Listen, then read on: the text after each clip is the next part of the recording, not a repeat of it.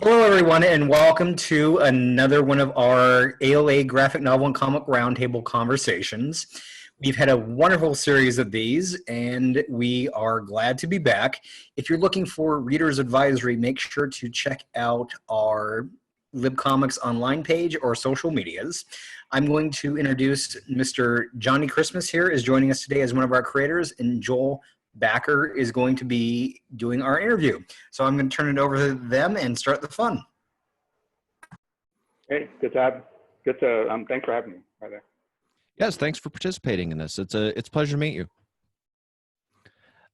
So I just wanted to oh, sounds like we might have a little bit of a lag there.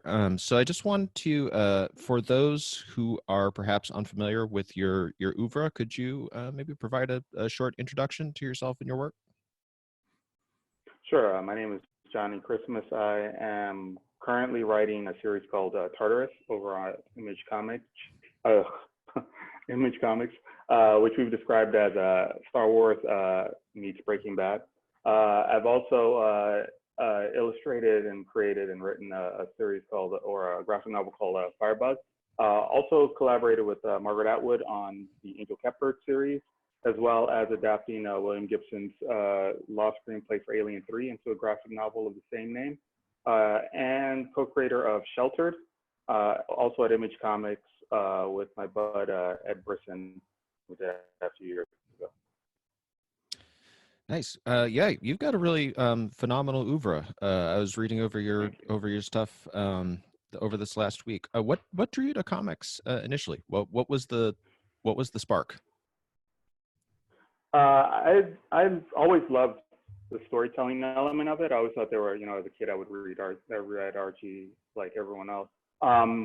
But it was somewhere along when I was in high school, I was taking this film and TV. It was like this TV class, like TV production, they called it.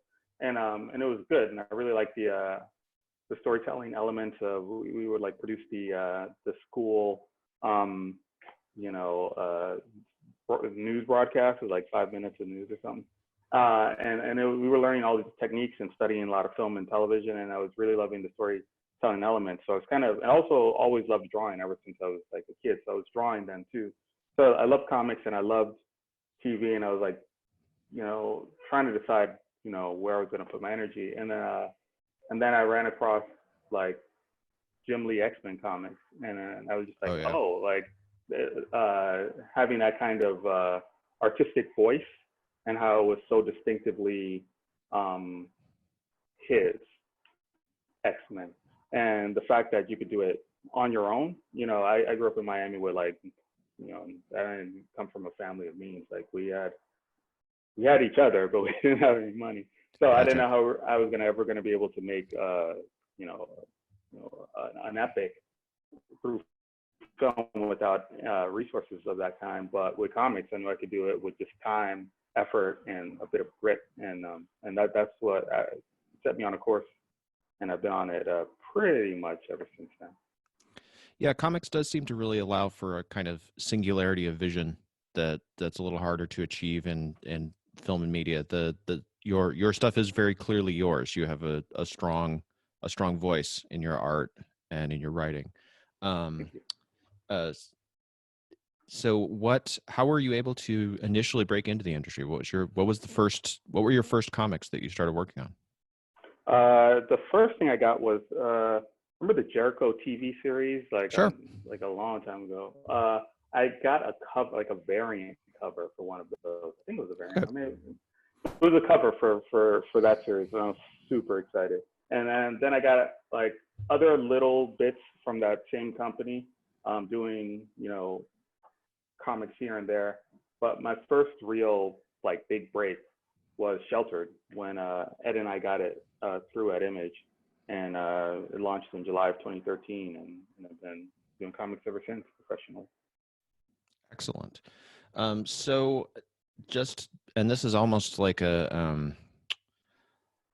one has some slight personal resonance. I was just really curious what it was like to collaborate with Margaret Atwood on Angel Catbird. I've been a longtime fan of hers. It was great. Yeah. She's so smart and so a really great collaborator, really like super professional. Like it wasn't just that she was like a great author and, you know, being able to collaborate with somebody who'd been in the creative profession for decades upon decades upon decades, but also to see how she worked in a professional manner, like getting that the benefit of that interaction was really helpful to me, to see the full picture in the limited way in which I worked with her. Like I wasn't hanging out at her house or anything, but like in the ways that we worked emailing on this project over the course of those 3 graphic novels was really great doing that and seeing how she moved, not just creatively but also like professionally. And yeah, and even when we did meet, just seeing how she would interact with people, how gracious she was with all of her readers that would approach her. Like it like the same, I'll say this, the Margaret that you see in interviews and stuff is the same Margaret I knew. Like there was no like difference, which was really kind of cool. Like she's the same person, like really smart, really dry sense of humor, like the smartest the funniest history teacher I ever had, basically, you know. Nice. Yeah, it was great. It was great, wonderful experience. You worked. I know that you worked on the Alien 3 William Gibson adaptation. Did that involve working with Mr. Gibson at all, or was it just basically working from his unproduced screenplay and adapting that into a different media? Well, I did get to meet him before I started like the full adaptation, but it was mostly left to me to adapt it and do what I wanted with it, what I thought was best. But I really wanted him to be happy about it and wanted him, you know, on board. So every change I made or tweak or amplification rather, I would note it and I would specify the reason why and then send that to him as well, you know, as well as like where it was and why I decided to make that choice, just so that he knew exactly what I was doing, that if he had any objections or if he had like a better idea, like we'd like slot that in. And he was like super gracious, and he agreed with all my changes and thought it was cool. And then we met, grabbed coffee, and we just kind of talked about some of the stuff, some of the changes, but for the most part, that was kind of covered on email. So we just kind of just hanging out for a bit, just kind of just getting to chat with him a bit, which was really cool. Yeah, that's great. So, I mean, these are 2 obviously titans of genre literature that you've worked with, and you mentioned Jim Lee as being a major inspiration. Who are there other people who you feel their hand on your shoulder as an influence, either be they in comics or film or other media? Yeah, Jaime Hernandez is a huge one. Oh, nice. Yeah. Love that guy's work, and I got to meet him at Miami Book Fair 2018, end of 2018, and it's like great guy, which was like wonderful because, like, you know, they tell you never meet your heroes, but yeah, this guy was so chill. Love that guy. I love Gabriel Garcia Marquez is a huge influence. Toni Morrison is really big, both in the world of novels. The way that they could like create an entire world through the art of the novel is just fascinating. And the use of fabulism and magic realism had a huge impact on my brain. You know, just growing up in Miami, it's basically, from a Caribbean family, there's like Miami's a very interesting place where it has its frustrations and infuriations, but it's almost kind of magical. Like you'd have like these storms blow in and the sky would turn purple and lightning bolts and everything's like crazy and everything's wet and there's like floods and then like, and this is all at 2 p.m. And then at 4 p.m. the sun's back out and everything's dry. You know, it's just, everything's just amplified, you know. So there's no middle ground. It's a world of extremes. No, absolutely. Which plays out on the news as well. Just type in Florida into Google and hit news and you'll see it displayed there as well. But it's a really interesting place to live, and reading those works that tap into fabulism or magic realism kind of made a lot of sense in this like heightened, amplified world that I was living in. And so those novels really made a lot of sense with my brain. Mike Mignola, of course, Otomo is huge. Gillian Tamaki and Jessica Abel both were reasons why I switched to brush instead of ProQuill. Okay. Seeing their mastery of line through brush. I think about their work a lot, actually. Yeah. Spielberg. Oh, sure. Yeah. I think any of us who grew up throughout the 1980s and 1990s, or in some ways our psyches were shaped by Spielberg. Yeah.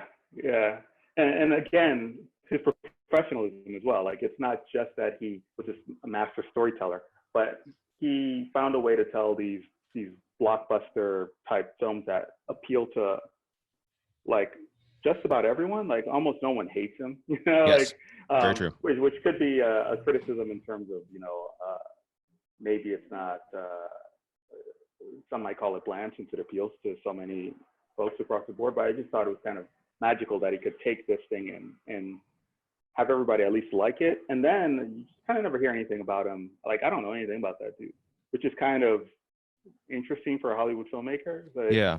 all I know about him is that he makes films, and I think he gives money to schools and stuff, which I always respected, and I like that kind of personality. He just gets about his work, does his work, and that's kind of it. So. Yeah, he's not a famous jerk. He's not a famous, he's a professional. Yeah.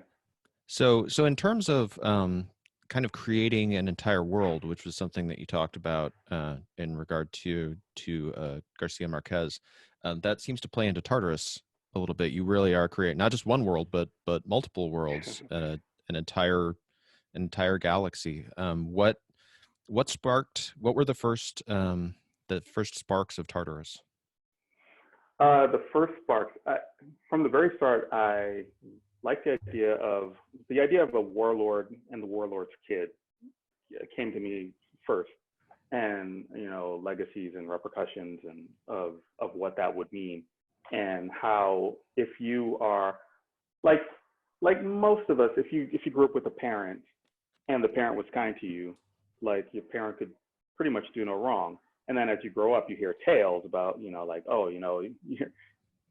to this person, your parent was this, and to this other person, your parent was that. And I always thought about that. That sort of came to me in terms of what if your parent was a warlord. Like, to some, they're a warlord, but to others, that parent might be a freedom fighter, I didn't know how that was going to be set, in what world, if it was going to be sci-fi or like historical or whatnot. Because I was also thinking about this gentleman, John Law. You hear about this? I think he was like the first finance minister of France back in I don't know. I think he's the guy who, I could be wrong, so anyone listening to this, please, take this with a grain of salt. I think he was the first person who came up with the idea of paper money in France. And he was like this kind of Scottish rogue, and he just kind of had this like crazy story where he was just doing all this stuff that was good, bad, and then he ends up in France, and he ends up in this high position, and he actually does some good. And then I think by the end of it, he ends up like penniless and, destitute in Scotland at the end of it, run out of France, this whole thing. But how this arc of his life was very fascinating. I was like reading up on him as I was thinking about this warlord. So blah, blah, blah. Make a long story short, when somehow we settle on sci-fi, because it was right around the time of like 8 House and these other books that were coming out at Image Comics, and I was trying to think of a way to sort of create a sci-fi world that would fit in there. And then I met Jack Cole and at Fancast in Vancouver Comics Art Festival, and his art just like totally spoke. Like, I was just like, this is the art that's the world that I'm kind of envisioning that's starting to spool out. For early on, I knew it's not something I wanted to draw myself, or it's something that was in. I could visualize a world for for the first time, it wasn't me. Like, you know, usually the worlds I visualize are, being an artist, like they're the worlds that I kind of create. But sometimes, every now and then, and Tartarus was a very early example of a world that I visualized, and I was like, oh yeah, this would be great, but I don't think I'm the artist for it. So when I met Jack, it was perfect, and then we got along well. He had an equally wonderful sense of history and curiosity about history and fashion and characterization and like epic scope. And then once we got to talking and I started shooting him ideas, he started kind of throwing his ideas in, and then it just started kind of build, and we just went from there.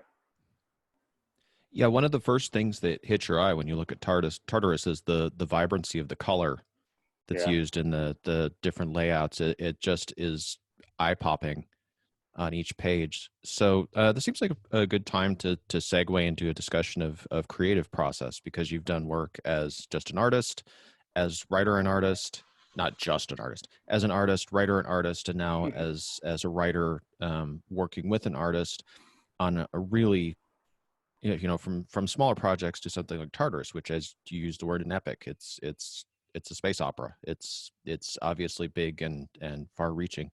Do you approach these projects differently? Is there a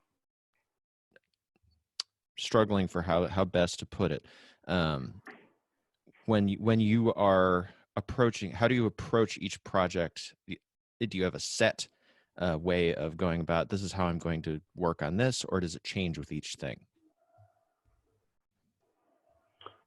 Yeah, when I am primarily working as the artist on something, it's a little bit more, but it's almost like athletic or something. You know, you take it all in, you kind of visualize what you need to do, and you kind of let the world grow. And then on the day that you're drawing the page is kind of the most important day. It's, you know, what you're doing on that day is very important. So it's a lot of pre-planning, but then also like a lot of intuition and energy.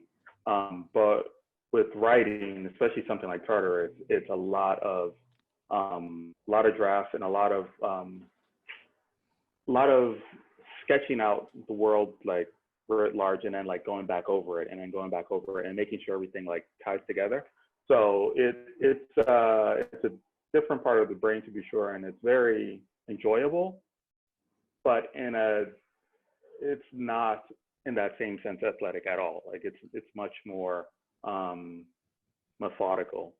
So I'll have a burst of energy and put down a whole bunch of ideas, and then I have to come back in later and take a look at all of that, and then sort of I would say the big difference is the editing. Like I would say my writing process in Tartarus is pretty much like 40, 50, 60% editing of the stuff that I'm actually writing. Sure. So it's a lot of building, cleaning. It's like building a city, cleansing by fire, whatever's left, rebuilding from that, cleanse it again, build until you have something that's really strong and sturdy.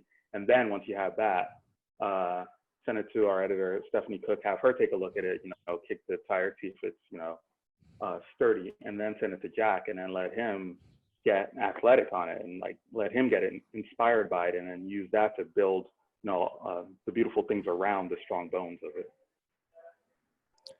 So you mentioned your editor also. Does the creative process change from working with a smaller publisher or self-publishing to working with one of the big houses? Are we like, who are we considering with the big houses? Like Image or like? Yeah, I guess that's a fairly debatable question, but yeah, let's say Image as a large publisher. I just say because I've only worked with Image and Dark Horse pretty much professionally, because I'm a creator-owned guy. Like I don't, nice. More power to everyone who's doing stuff at Marvel and DC. A lot of wonderful work coming out of it, a lot of wonderful creators, and I've got a lot of respect for both of the publishers. But I don't know, like I'm a creator-owned guy, with the exception of Alien and a one-shot that I'm doing right now. That's that's kind of where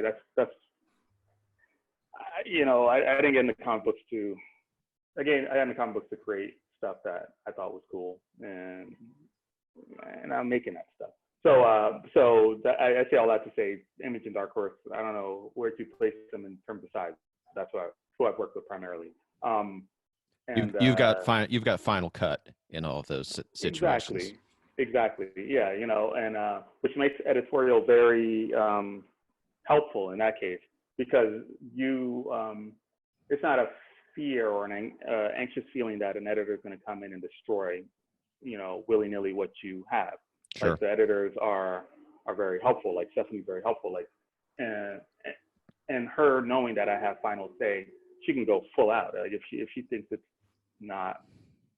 something's not working, she can just go right out and tell me, and I ask her, please, to tell me. Like, don't try and spare my feelings or anything. I'd rather hear it inside the house than outside the house, if something's not working. But in that case, editorial becomes a whole lot more collaborative. It's not working from a fearful place of like, this editor's coming in to destroy my stuff. So yeah, I love it. And my editor, only editor I've ever had at Dark Horse, Daniel Chabon, is awesome as well. Like, everything is always in terms of a collaboration. It's not like, do it this way. It's kind of like, hey, I think this will work better. And usually he's correct. Like, he doesn't throw in notes just to be throwing in notes. So I've been very lucky that way. I've been extremely lucky. So you were able to work within the Alien universe a bit. Are there other established universes or sets of characters within or outside of comics where you think, boy, I'd really love to get in and play around with those toys? I don't know. Like, I'm having so much fun creating my own stuff that I don't see it in the cards. I really don't. Like, but if I had to, Godzilla is really cool. I've always loved Godzilla. I love how it's this giant monster thing, and all these people are like doing their best. Basically a hurricane personified, comes to town, destroys everything. Everyone's just trying their best to keep everything falling apart. And this like giant monster that can kind of turn around and throw over a few buildings is just going crazy, fighting monsters in the city. I don't know. Something about that is very appealing to me. And that's the only one that comes to mind. Because the cool thing about Creator Own is that if there's something I love that much, like I like absolutely had to get my hands on Godzilla and do Godzilla, I could just like create my own Godzilla, Exactly. Yeah. Do your own kaiju. Exactly. Yeah. All the stuff that I love about Godzilla, I could use that, and all the stuff I don't like, that's out. And then, I would say in the Alien universe, that was so Godzilla and Alien. Alien is pretty much my favorite franchise, and I'm getting the chance to work over William Gibson's script was a really big draw. So, and once I read it, especially, I was just like, okay, all right, I'll do this one, So I'm not saying I won't ever do another work with someone else's toys, but it'd have to be really close to the heart. It's interesting then that you ended up working in Alien, because of all of the franchises, that seems to be the one that attracts auteurs. People with really distinctive visions, like Ridley Scott's Alien is very distinctive. Cameron's Aliens, Fincher's vision, Genet's vision, they're all. It's each person is bringing a very unique perspective to that universe. One of the things I always loved about it was that it's so, just as you said, and even in comics, right before my mini started, James Stokoe did one, and it looks like James Stokoe, and Gabriel Hardman did one. It looks like Hardman, just the fact that you can do an Alien book and it could be much like the movies, it could be, your vision of Alien, was very appealing to me, that it didn't have to be exactly on model or anything like that. It could just kind of be your interpretation. Was very appealing. You could tell your own story in that universe to some degree. To some degree, there's still corporate say so and notes and stuff, but stylistically, it can still be yours. In terms of corporate notes, and this is a really broad question, but what do you think is the worst thing about working in the comic industry currently, and what is the best thing? The worst thing and the best thing. I would say the worst thing is that it takes a lot of time. It takes a lot of time and energy, especially on the drawing end. It takes a lot. So it's very rewarding and fulfilling because every day I do this thing that I absolutely love. But you know, you miss a lot of social events. You miss a lot of a lot. And a lot of times people will let you know just how unhappy they are about you missing all these things. So that is one of the worst things. One of the best things is the creativity of it. Like you know, it's helpful to have a publisher. It's helpful to have funding. But the fact that you can do it even without, like right now, you and me could create something like today, you know, and we can start on it today and have it posted tomorrow. I love that. Like it's fantastic. And I'm good with working on a Godzilla related thing if you are. Yeah, I'm gonna start crafting that. We can call it we'll work on that. But yeah. So yeah, that's one of the best things about comics, the immediacy, or the potential of immediacy, and complete and total creative freedom, and yeah, can't beat it. That's great. So you mentioned an additional project that you're working on in addition to Tartarus. I'm imagining that Tartarus is it. I don't know what the status is in terms of how much you have written out, how much you're still working on. I'm presuming it's still taking up a lot of your time. What else do you have other things coming down the pike? Do you have things the projects that are set up? Yeah, I've got an OGN that I've written that should be, I don't know when it's launching. It hasn't been announced, so you know, blah blah blah. Can't talk about it, as they say. Sure. But that should be coming soonish, hopefully next couple months. And that I'll talk more on that. So that's coming. There's a one shot that I'm drawing right now, which was just kind of another one of those things that was just like too good to pass up. It was just I was someone I've been trying to work with for a long time, and just isn't just never kind of works out in terms of schedule. But when it was proposed, like, well, how about a one shot? It's just like it's one shot, you know. Okay, all right, let's get on in here. So that's been fun, nice. And as well as another thing that's pretty big that I'm super excited about that I'm going to get cracking on pretty soon. That yeah, it's again another creator-owned wonderful opportunity to tell more comic stories in a fun and engaging way. I'm so amped. I can't wait to talk about that one. That one's the big one, but everything is like super fun. And Tartarus, of course, is you know, we're still making it. Banking issues. I think up to I'm writing number 8 now, and I don't know what our schedule is going to be when we resume. So we're still going, and nice. We'll see. We're waiting just like everyone else, and yeah. Well, I've read the first 2 and I'm hooked. So I'm very much looking forward to seeing where the story goes. Tilda got my attention immediately. She's a fantastic character. So I'm really looking forward to following along with her. So obviously we're living through some kind of unusual times right now. Is there anything that comics fans or just fans of creators in general can be doing specifically to show their support in any unique way or help out people who are in creative industries right now and maybe struggling? Well, in terms of comic artists, you can buy work from artists that you enjoy. You can get commissions. I know a lot of artists are still doing, or a lot of them are doing commissions. That'd be a great way to support a lot of comic artists, original art and commissions.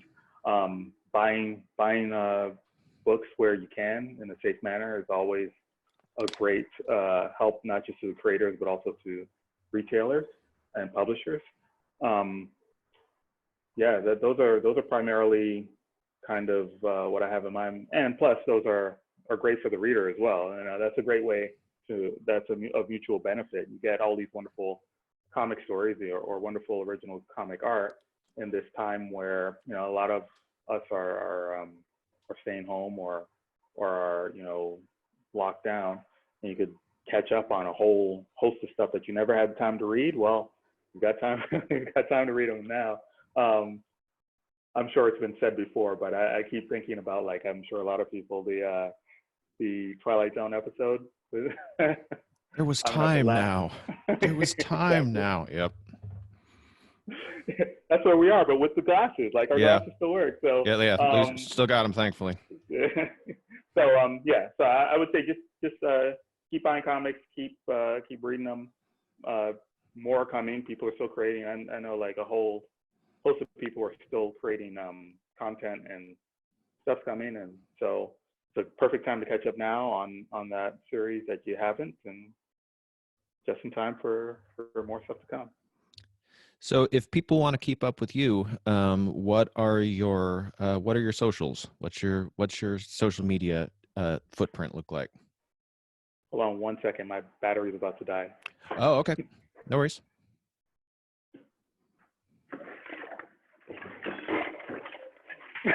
That was like an entire comedy routine. Trying to find a plug. There we go. Brushes. No worries.